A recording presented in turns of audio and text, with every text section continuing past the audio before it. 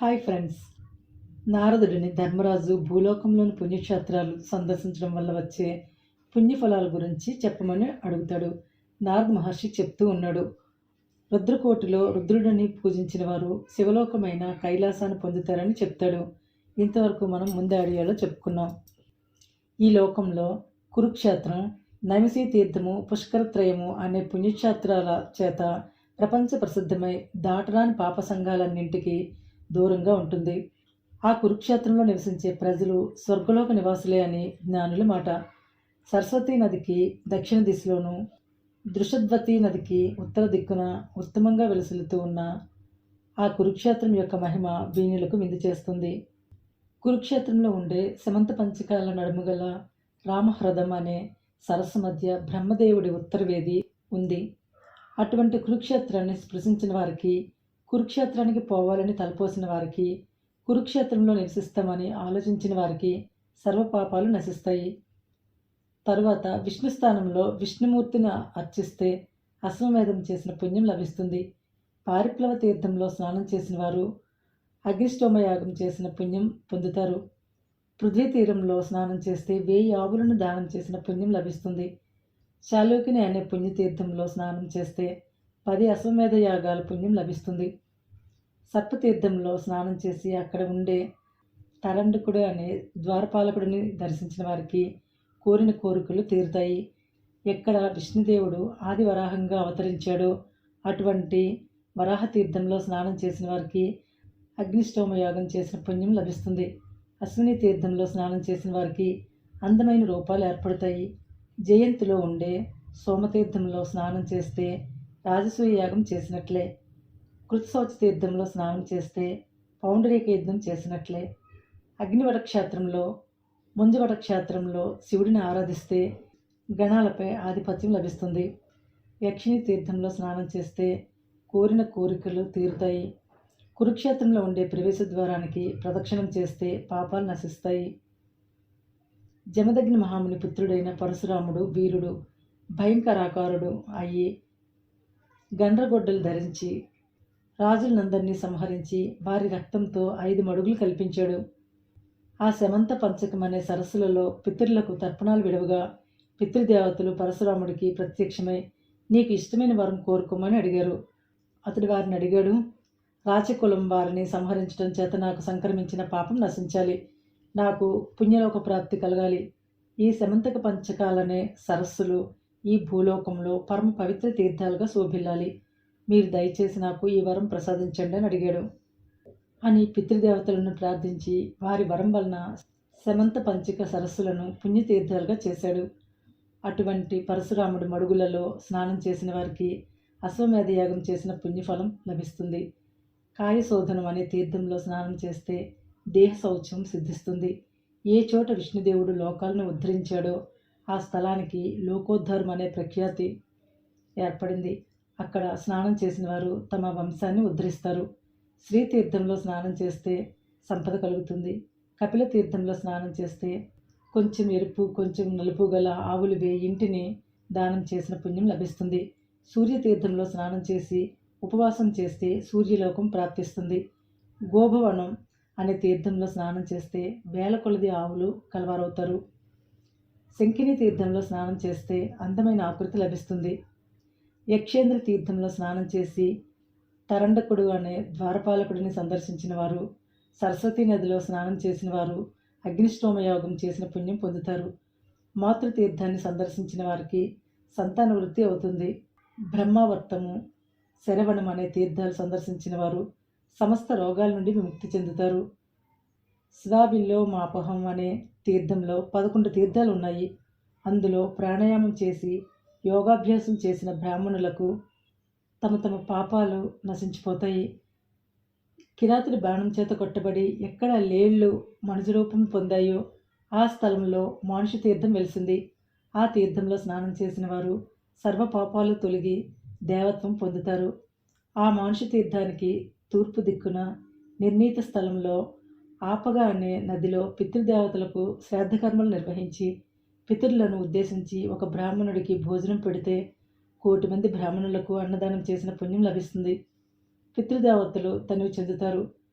బ్రహ్మోదుంబరం, సప్తర్షి కుండం, కేదారం అనే తీర్థాలను సందర్శిస్తే బ్రహ్మలోక ప్రాప్తి అవుతుంది. కపిల కేదారం అనే తీర్థాన్ని చూసిన వారు పాపాలు తొలగి అదృశ్యులవుతారు. సరకం అనే తీర్థంలో స్నానం చేసి కృష్ణపక్షంలోని చతుర్దశి నాడు శివుడిని అర్చిస్తే కోరిన కోరికలన్నీ సిద్ధిస్తాయి. 3 కోట్ల నూతులు గల ఇలాస్పదం అనే తీర్థంలో స్నానం చేసి పితరులకు తర్పణాలు విడిస్తే వారికి వాజపేయ యాగం చేసిన పుణ్యం లభిస్తుంది. కిందానం, కింజప్యం అనే తీర్థాలలో చేసిన దానాల, జపాల పుణ్యాలు ఎప్పటికీ తరగవు. నారద మహర్షి నిర్మించిన అంబాజన్మం అనే తీర్థంలో అసువులు వదిలితే సమస్త పుణ్యలోకాలను పొందగలరు. శుక్లపక్ష దశమి నాడు పుండరీకం అనే తీర్థంలో స్నానం చేస్తే పుండరీక యుద్ధం చేసిన పుణ్యం లభిస్తుంది. అందులోని వైతరణి నదిలో స్నానం చేసి శివుడికి వందనమాచరిస్తే సర్వపాపాలు తొలగిపోతాయి.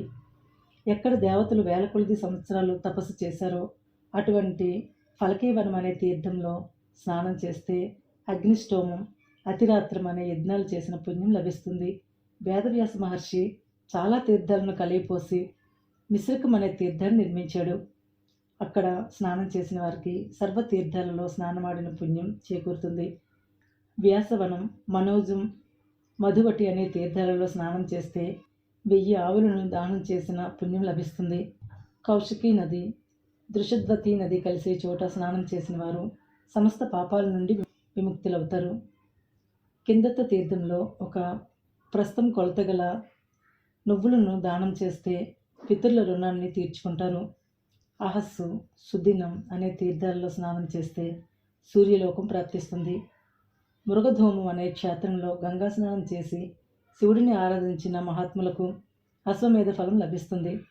వామనం అనే తీర్థంలో స్నానం చేసి వామన విష్ణువును ఆరాధించిన వారు విష్ణులోకానికి వెళ్తారు.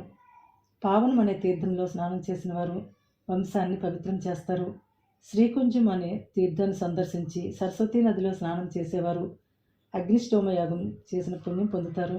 ఋషులు ఎక్కడ నుండి కురుక్షేత్ర తీర్థయాత్రను మొదలు పెడతారో అలాంటి నైమిషకుంజం అనే తీర్థంలో స్నానం చేస్తే ఋషులకు సంతృప్తి కలుగుతుంది.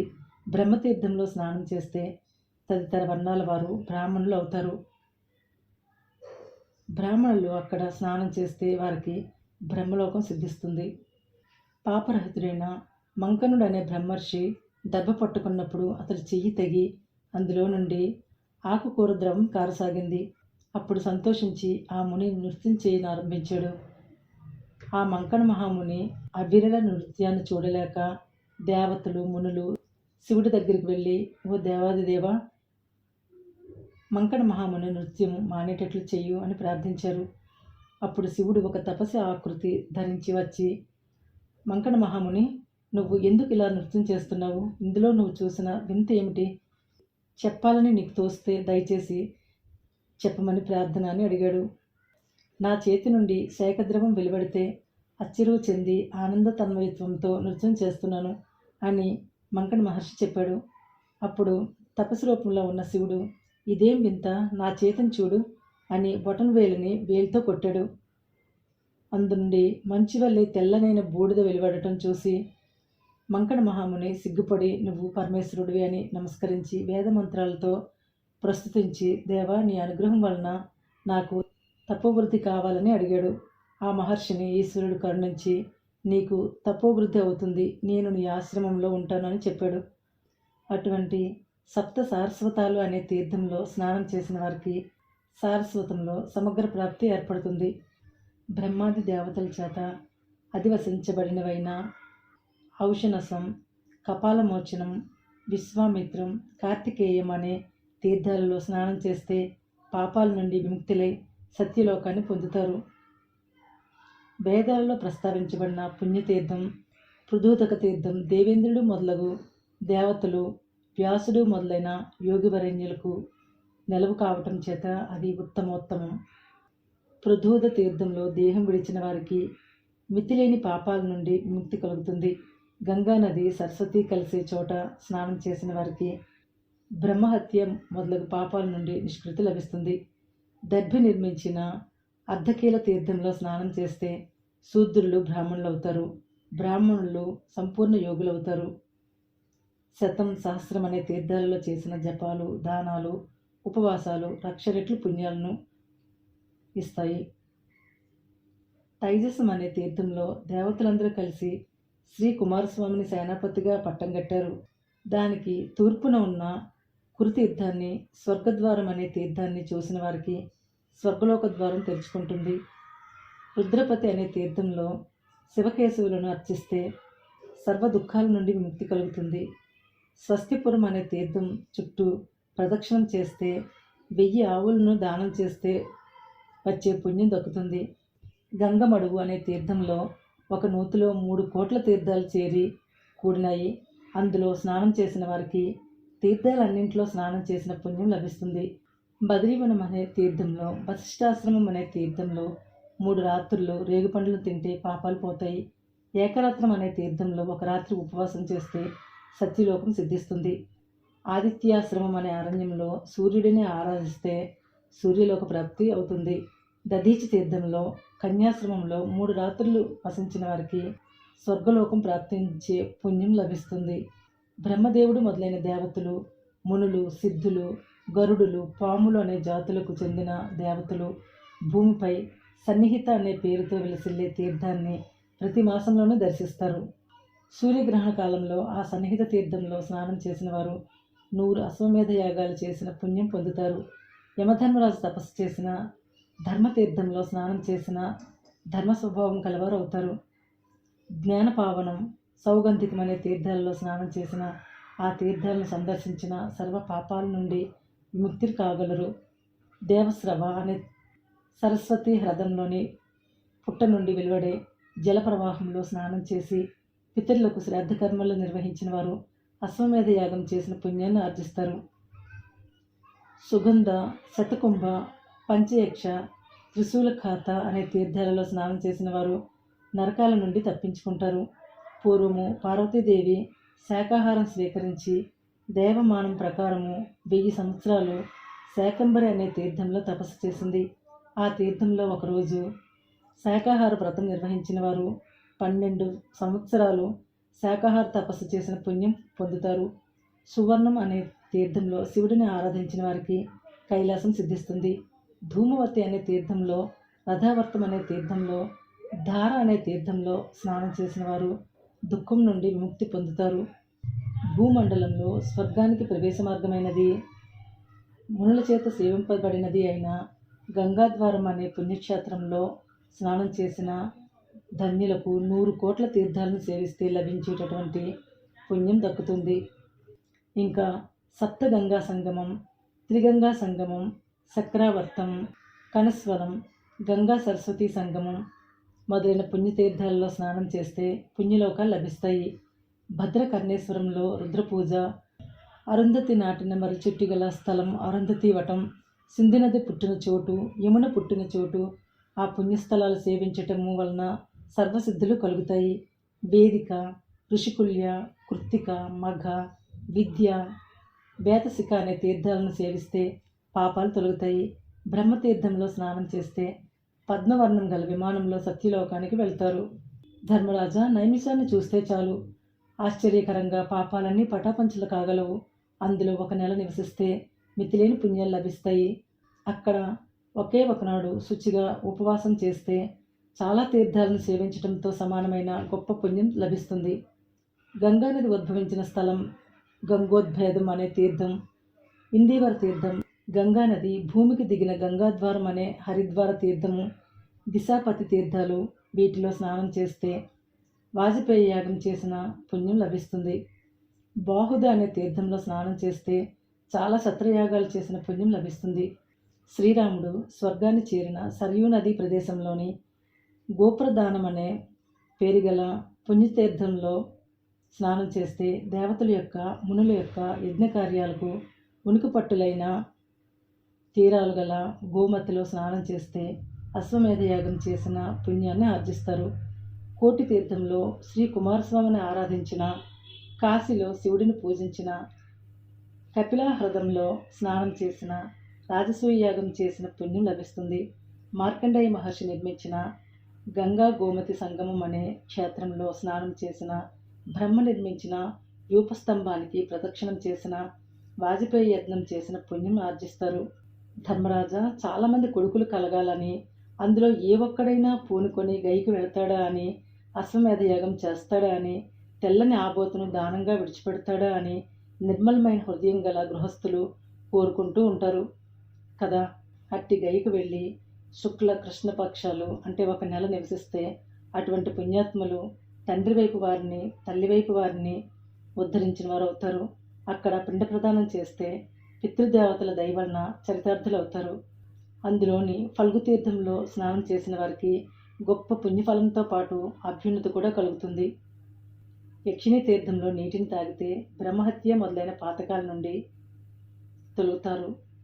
మణినాగం అనే తీర్థంలో స్నానం చేసిన వారిని సర్పాల విషాలు ప్రవేశించవు, వారికి ఏ హాని చేయవు. గౌతమ వనంలోని అహల్య హ్రదంలో స్నానం చేస్తే, ఉదపానం అనే తీర్థంలో స్నానం చేస్తే అశ్వమేధం చేసిన పుణ్యం లభిస్తుంది. రాజర్షి అయిన జనకుడి పేర వెలసిన జనక కోపంలో స్నానం చేస్తే వైకుంఠ ప్రాప్తి కలుగుతుంది.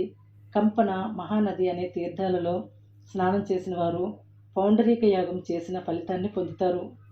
దేవ పుష్కరిణి, మహేశ్వరధార, మహేశ్వర పదం వీటిలో స్నానం చేసిన వారికి అశ్వమేధ యాగం చేసిన పుణ్యం లభిస్తుంది. పూర్వకాలంలో ఒక రాక్షసుడు తాబేలు రూపంలో 1,000,000 తీర్థాలను అపహరించాడు. అప్పుడు విష్ణుదేవుడు ఆ 1,000,000 తీర్థాలను తెచ్చి మహేశ్వర పదంలో నిలిపాడు. ఆ తీర్థంలో స్నానం చేస్తే, విష్ణు స్థానమైన సాలగ్రామం అనే తీర్థంలో స్నానం చేసి విష్ణువును పూజిస్తే, అందులో 4 సముద్రాలు చేరిన నూతిలో స్నానం చేస్తే వైకుంఠానికి వెళ్తారు. భరతాశ్రమంలో చంపకారణ్యంలో దేవి సమేతుడైన శివుడిని పూజిస్తే మిత్రవర్ణలోకం సిద్ధిస్తుంది. కన్యాసం వేద్యం అనే తీర్థంలో కన్యాదానం చేస్తే అక్షయ పుణ్యం లభిస్తుంది. దేవకూటం అనే తీర్థంలో స్నానం చేస్తే సత్యలోకం సిద్ధిస్తుంది. ఎక్కడ విశ్వామిత్రుడు తపస్సిద్ధిని పొందాడో అలాంటి కౌశిక హ్రదంలో స్నానం చేస్తే, కుమార వీరాశ్రమంలో 1 నెల నివసిస్తే, అశ్వమేధ యాగం చేస్తే వచ్చే పుణ్యం లభిస్తుంది. అగ్నిధార అనే తీర్థంలోనూ, బ్రహ్మసరస్సు నుండి పుట్టిన కుమారధార అనే తీర్థంలో స్నానం చేసి 3 రాత్రులు ఉపవాసం చేసిన వారు బ్రహ్మహత్య మొదలైన పాపాల నుండి విముక్తులవుతారు. గౌరీ శిఖర కుండంలోనూ, నందిని కూపంలోనూ స్నానం చేస్తే అశ్వమేధ యాగం చేసిన ఫలం పొందుతారు. కాళిక, కౌశిక అనే తీర్థాలు కలిసిన చోట 3 రాత్రులు ఉపవాసం చేసిన వారు పాపాలన్నింటి నుండి విముక్తులు కాగలరు. ఓరుసి తీర్థంలో స్నానం చేసిన వారు సమస్త పూజలకు యోగ్యులవుతారు. గోకర్ణ తీర్థంలో స్నానం చేసిన వారికి జాతి స్మరణం లభిస్తుంది. సరస్వతీ తీర్థంలో స్నానం చేసిన వారు, వృషభ ద్వీపంలో కుమారస్వామిని అర్చించిన వారు దేవతల విమానాలను అధిరోహిస్తారు. నంద, ఔలకం, కరతోయం, గంగాసాగర సంగమం అనే తీర్థాలలో స్నానం చేసిన వారు 100 అశ్వమేధ యాగాలు చేసిన పుణ్యాన్ని ఆర్జిస్తారు. సోనా నది, నర్మదా నది పుట్టిన చోట్లో బద్రీ తీర్థంలో స్నానం చేసిన వారికి ఆయుర్దాయం పెరుగుతుంది. మహేంద్ర, రామతీర్థ, మతంగ, కేదార, వంశగుల్మాలో అనే తీర్థంలో స్నానం చేసిన వారు అశ్వమేధ యాగం చేసిన పుణ్యం ఆర్జిస్తారు. పుణ్యక్షేత్రాల్లో గొప్ప క్షేత్రం శ్రీశైలం. అందులో దేవహరదం అనే మడుగులో స్నానం చేసి భూలోకవాసులు ఆదిదేవుడైన శివుడిని పూజించి అభీష్టాలను అశ్వమేధయాగం చేసిన పుణ్యాన్ని ఆర్జిస్తారు. పూర్వకాలంలో దేవహరద తీర్థంలో దేవేంద్రుడు 100 యాగాలు చేశాడు కాబట్టి మిగులు పవిత్రమైన కృష్ణవేణిలోని దేవహరదం తీర్థంలో స్నానం చేస్తే సమస్త పాపాలు పోతాయి.